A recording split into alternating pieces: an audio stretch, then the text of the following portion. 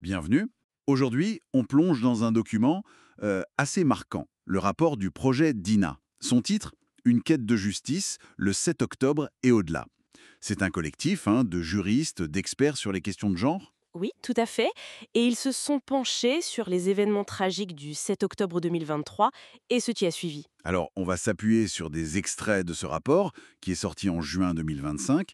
L'idée, c'est de comprendre comment ils analysent les violences sexuelles liées au conflit, les fameuses CRVC. C'est ça. Et surtout, comment ils envisagent la justice face à des défis qui semblent énormes. Oui, et le rapport part d'un postulat très fort.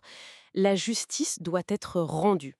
Il insiste bien, les CRVC, ce n'est pas une sorte de conséquence inévitable de la guerre. Amont, ils disent que c'est autre chose. Exactement. Ils disent que c'est une tactique, une arme en fait utilisée pour déshumaniser, pour terroriser. Mais le défi est immense. On parle de victimes souvent assassinées, de survivants très lourdement traumatisés, J'imagine la difficulté de rassembler des preuves. colossales, surtout en pleine zone de conflit. C'est presque mission impossible parfois. C'est une réalité glaçante, oui. Alors comment le rapport essaye de dépasser ça Il conclut, si je comprends bien, que le Hamas a utilisé cette violence sexuelle comme une arme tactique. C'est exactement la conclusion. Il documente de manière très méthodique que ces violences, elles n'étaient ni isolées, ni le fruit du Il y a hasard. des actes spontanés. Non, généralisées et systématiques. C'est ça qui est important. Elles ont eu lieu dans au moins 6 lieux différents, des lieux dont on a malheureusement beaucoup entendu parler. Le festival Nova, Oui, la route 232, la base de Nahal Oz, les kibbutzim Reim, Nir Oz, Kefaraza.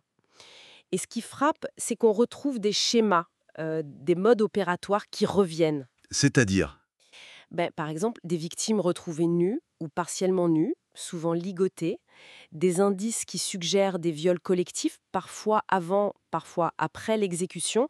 Il y a aussi des mentions de mutilations génitales spécifiques, d'humiliation publique, terrible. et ça ne s'est pas arrêté le 7 octobre. L'horreur a continué en captivité. Ah oui, Oui, des otages qui ont été libérés ont rapporté des choses comme la nudité forcée, du harcèlement constant, des agressions physiques, sexuelles et même des menaces de mariage forcé. cette systématisation, ça fait froid dans le dos.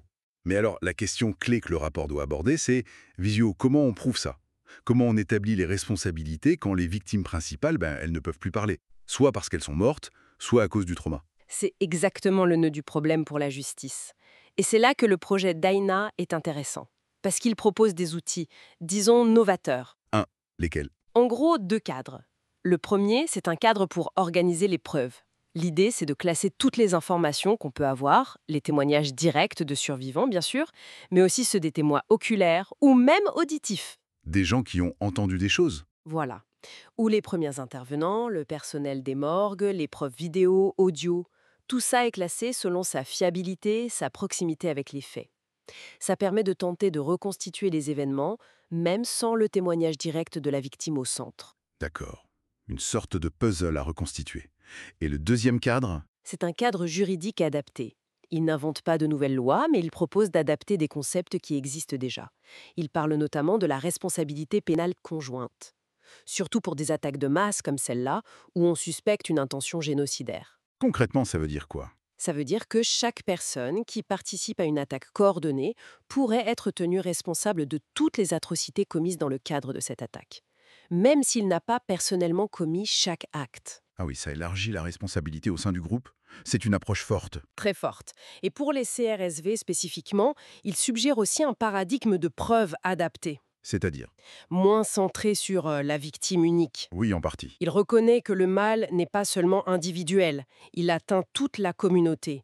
Donc on utilise un éventail de preuves plus large, témoignages comme on disait, mais aussi des déclarations faites sur le coup, les res gesta. Les paroles prononcées dans le feu de l'action. Exactement, les preuves circonstancielles aussi.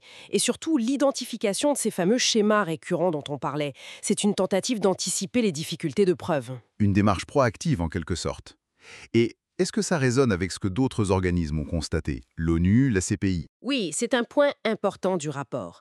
Il s'appuie sur les constats d'organes comme le Bureau de la représentante spéciale de l'ONU sur les violences sexuelles en conflit ou la Commission d'enquête indépendante.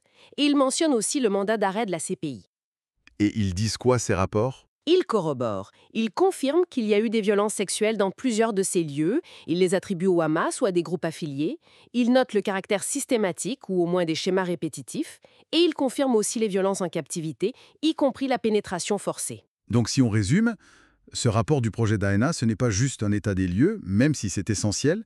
Sa vraie plus-value, c'est peut-être dans ses propositions d'outils juridiques, probatoires, faits pour ces crimes spécifiques. Absolument. C'est un appel à l'action très clair. Reconnaître ces actes pour ce qu'ils sont, potentiellement des crimes contre l'humanité, tenir les auteurs responsables, et même, ils vont jusqu'à demander l'inscription du Hamas sur la liste noire de l'ONU pour usage tactique de la violence sexuelle. C'est une demande forte. Oui, le message, c'est voilà, la justice pour les victimes est impérative, bien sûr, mais c'est aussi affirmer que de tels actes ne peuvent pas rester impunis. C'est un enjeu pour tous. Et ça amène une réflexion finale. Ce rapport montre bien comment on essaye d'adapter des cadres juridiques existants à des situations extrêmes.